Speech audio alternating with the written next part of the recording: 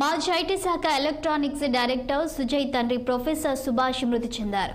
ఇవాళ మాజీ మంత్రి కేటీఆర్ హైదరాబాద్ బండ్లగూడలోని సుజయ్ కారంపూరి ఇంటికి వెళ్లి వారి తండ్రి పార్థివ దేహానికి నివాళులు అర్పించారు. సుభాష్ ఆత్మకు శాంతి చేకూరాలని ప్రార్థించారు. ఐటీ శాఖ మాజీ ఎలక్ట్రానిక్స్ డైరెక్టర్ సుజయ్ కారంపూరి కుటుంబానికి కేటీఆర్ పరామర్శించారు.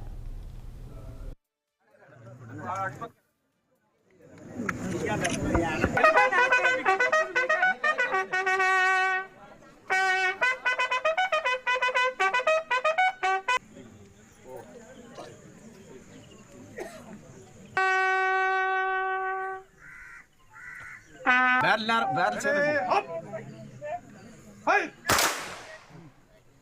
up.